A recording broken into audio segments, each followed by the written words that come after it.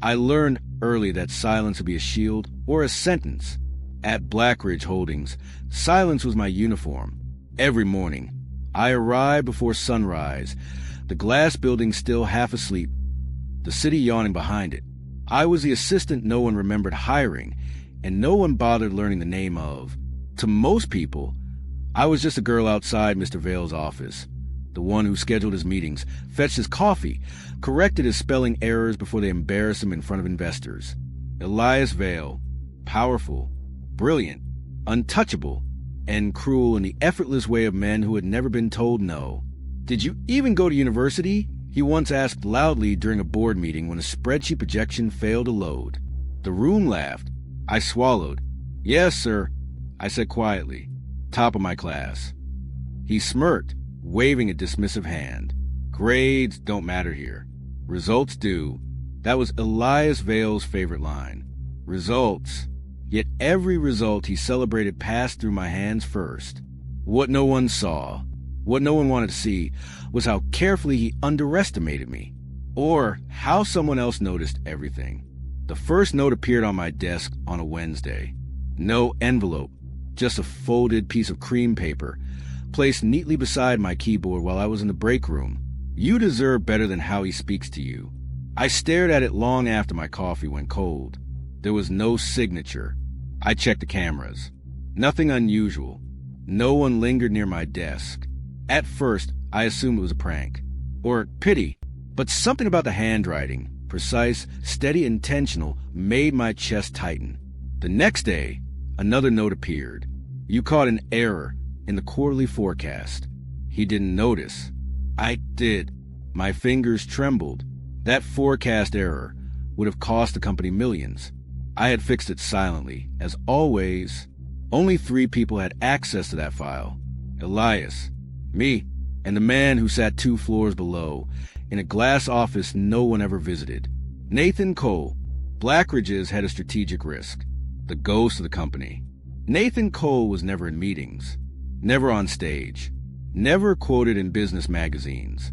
But when markets shifted or deals collapsed, his quiet apartment was blamed or praised, depending on who needed a scapegoat. I had seen him exactly 5 times in 2 years. Once in the elevator, once in the cafeteria. 3 times through glass walls as he worked late into the night. He always nodded politely. He never spoke.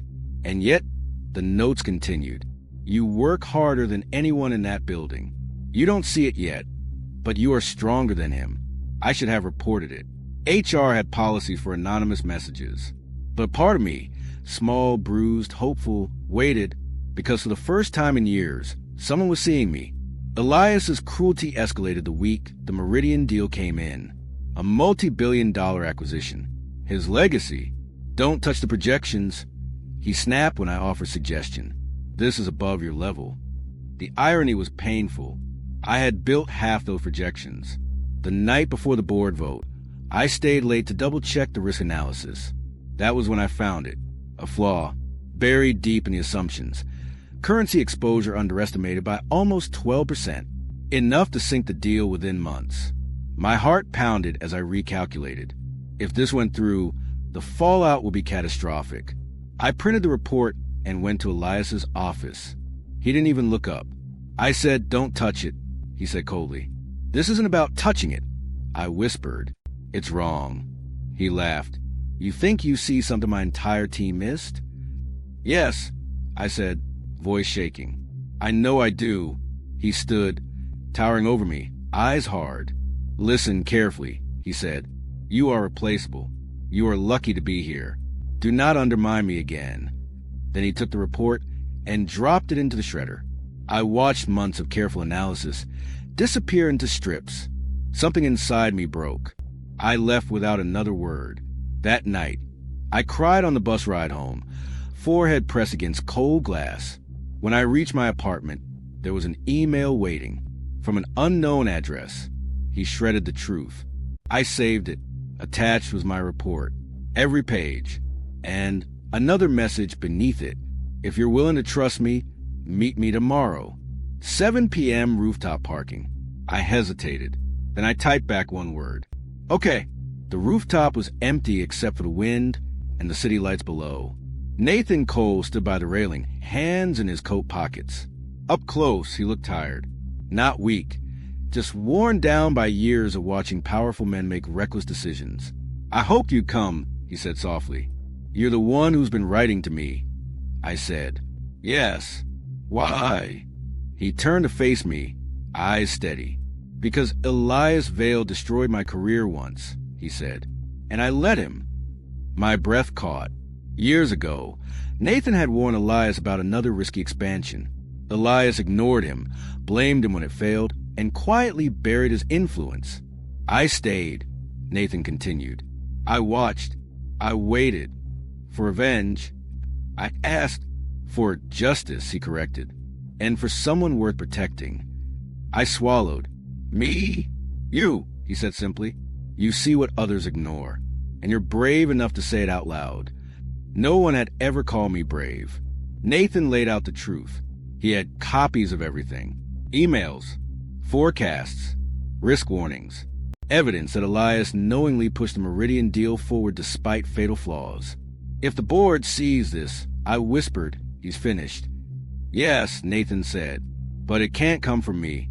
They've already dismissed me as bitter." I understood. "It has to come from me," I said. He nodded. "And I'll stand in the shadows where I belong."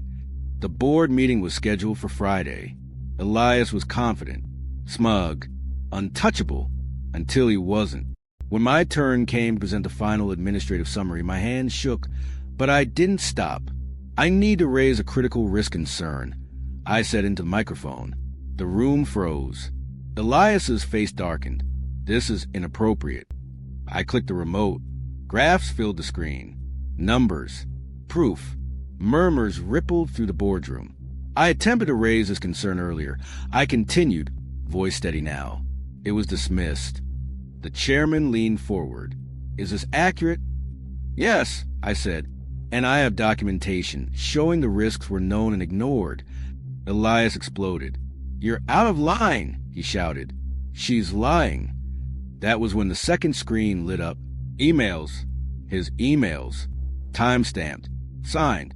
Indisputable. The silence was deafening. Elias sank back into his chair, pale. The vote was postponed. An investigation launched. By evening, Elias Vale was escorted out of the building he once ruled. Justice didn't scream. It fell. As the office buzzed with shock, I returned to my desk. Another note waited for me. "You did it." I looked up. Nathan stood by the elevator, watching me, not with triumph, but with something gentler, pride.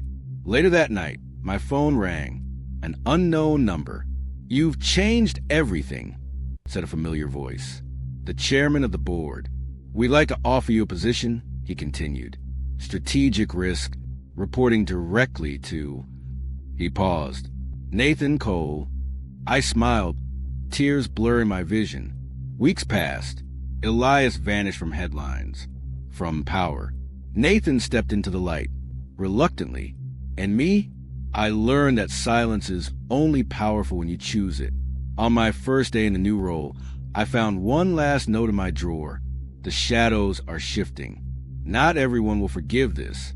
I looked out over the city, heart pounding, because justice had been served.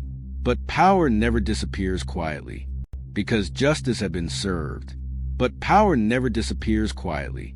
And somewhere, Elias Vale was watching, waiting. Power did not arrive like a crown. It arrived like a weight. The first thing that changed was the silence. The building that once swallowed her presence now seemed to listen. Hallways paused when she passed. Conversations dipped, then resumed with a careful distance. Eyes followed her, not with admiration, not yet, but calculation. She felt in the air that subtle shift when people realized the invisible had become visible, and visibility made everyone uncomfortable. Her new office overlooked the city, glass stretching from floor to ceiling. It was a view Elias Vale once boasted about, though he rarely stood long enough to notice it. Now she stood there often, watching traffic bleed into evening, feeling the strange contradiction of triumph and dread coiled together in her chest.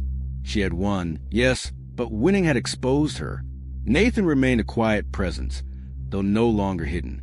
His name appeared in emails and meeting agendas, in formal acknowledgments that once pretended he did not exist. Yet he still preferred the edges, the corners of rooms, the pauses between statements. He watched more than he spoke. And she learned, quickly, that watching was where the real power lived. The investigation's aftermath rippled outward like a crack through ice. Executives who once laughed at Elias's arrogance now distanced themselves from his memory. Allies became strangers overnight. Policies were rewritten. Risk assessments expanded. Accountability became a word people used loudly, as if volume could compensate for how rarely it had been practiced before. But accountability always demanded a cost. Anonymous emails began arriving within days. Some congratulatory, some resentful, others vaguely threatening, wrapped in corporate language sharp enough to cut without leaving visible wounds. She read every one, filed most away, and learned to sleep lightly. The city, too, seemed altered. Streets felt narrower. Sounds lingered longer. Every reflection in glass looked like a question. What have you started? She noticed the smallest changes first. Files that arrived late. Data that no longer aligned as cleanly as before. Meetings rescheduled without explanation. A missing signature here. An unexplained delay there. Nothing overt. Nothing provable. But enough to suggest resistance. Quiet, coordinated, patient. The Elias veil might have fallen, but systems like his did not collapse so easily. They adapted. They waited. The board praised transparency, while quietly negotiating damage control. Shareholders demanded reassurance. Public relations crafted narratives that framed the scandal as an isolated failure, not a symptom. And beneath it all, older names began surfacing again. Consultants, legacy partners, financiers who had backed Elias long before she ever stepped into the building. History, she realized, did not like being corrected. Nathan warned her without words. He grew more vigilant, more meticulous. Long nights returned, lights burning in his office while the rest of the floor slept. She matches hours, learning the patterns of risk the way one learns a second language, slowly, painfully, until it begins to think for you. And then one night, she found something that did not belong. A dormant account buried deep in the company's financial architecture. Old, cleverly disguised. A remnant from a restructuring years ago, long before the Meridian deal. Money flowed through it in irregular intervals, always just beneath thresholds that triggered audits. Not enough to raise alarms. Enough to matter. She followed it carefully, tracing connections across subsidiaries, offshore holdings, shell partnerships that existed only on paper. The deeper she went, the more familiar the architecture felt. It bore Elias's signature style. But Elias was gone, officially disgraced, professionally dismantled, financially restrained. Yet the account was active. The realization settled slowly, like ice water in her veins. Removal from power did not mean removal from influence. It only changed the shape of it. Elias had always believed himself indispensable, always prepared for exile as much as dominance. He had built contingencies the way others built reputations. The shadows had not emptied when he left. They had reorganized. She documented everything. Cross-referenced dates. Mapped flows. Built a case strong enough to survive scrutiny. And still, doubt lingered, not about the facts, but about what would happen when she presented them. Because this time, the threat was not arrogance. It was patience. The board's appetite for scandal had diminished. Investors wanted stability, not another reckoning. The appetite for truth, she learned, was often situational. Too much of it at the wrong time could be labeled sabotage. She hesitated. That hesitation cost her. The first public leak broke on a Thursday morning. A financial blog posted an expose questioning the competence of Blackridge's new risk leadership. The article cited unnamed sources, selectively quoted internal memos, and framed recent delays as evidence of mismanagement rather than caution. By noon, mainstream outlets had picked it up. By evening, her name trended, not with praise but suspicion. She read the articles in silence, recognizing fragments of her own work twisted into weapons. The irony was sharp enough to draw blood. The same thoroughness once mocked was now framed as obstruction. The same insistence on accuracy portrayed as instability. Nathan stood beside her, unmoving, absorbing the impact the way he always did, with grim acceptance rather than surprise. This was not Elias acting alone. This was coordination. Old allies resurfacing. Favors called in. Narrative shaped. The board called an emergency session. She entered the room with her spine straight and her heart heavy. The faces around the table were familiar, but the expressions had shifted. Concern replaced confidence. Distance replaced respect. The questions came fast. Too fast. She answered carefully, precisely, offering documentation, timelines, proof. Some listened, some did not. A few avoided her eyes entirely. The meeting ended without resolution. That, more than any accusation, frightened her. Uncertainty was a space where power regrouped. That night, she stayed late, alone in her office, city lights flickering like a restless conscience. The building creaked softly, settling into its nocturnal quiet. She reviewed the dormant account again, following threads she had not pulled before. That was when she saw it. A scheduled transfer. Large. Imminent. Set to move funds out of reach within 48 hours. If it succeeded, whatever Elias was building would vanish beyond jurisdiction, beyond recovery, and the evidence tying it to Blackridge would dissolve with it. She felt the clock begin to tick, not loudly, but relentlessly. She moved quickly, escalating through proper channels, filing holds, initiating internal freezes. Systems responded with polite delays, automated acknowledgments, requests for approval, approvals that did not come. Someone was blocking her. The realization was sharp and clarifying. This was no longer about corporate ethics or personal justice. This was about exposure versus erasure, and erasure was winning. Nathan joined her without announcement, his presence grounding but tense. He studied the data, the timestamps, the authorization logs. His jaw tightened in a way she had never seen before. This account, he realized, was not merely a contingency. It was leverage, insurance, a war chest, and it had help. They worked through the night, bypassing layers, escalating beyond the board to regulatory oversight. Each step met resistance. Each delay felt intentional. As dawn crept in, pale and unwelcome, the transfer remained scheduled. Time narrowed. Just before morning, a single alert flashed across her screen. An access request. External. Encrypted. Authorized through credentials that should no longer exist. Elias Vale's credentials. Her breath caught. Accounts marked inactive rarely stayed that way without assistance. Reactivation required internal approval. Someone inside had opened the door. The shadows were no longer abstract. They had names, positions, authority. She leaned back, exhaustion crashing over her, and understood the truth fully for the first time. Exposing Elias had not ended the story. It had only revealed the scale of it. Power did not fall. It withdrew, and now it was moving again. Her phone buzzed once, softly, against the desk. An unknown number. No message. Just a missed call. Outside, the city woke, unaware of how close it stood to another quiet catastrophe. She stared at the blinking screen, pulse racing, knowing that whatever came next would demand more than courage. It would demand sacrifice. And somewhere beyond firewalls and boardrooms and carefully crafted narratives, Elias Vale was no longer silent. He was reaching back. Like this story? Share it quietly. Subscribe for what comes next. And if you're ready to uncover the truth, comment part 2, because not all love is meant to be revealed at once.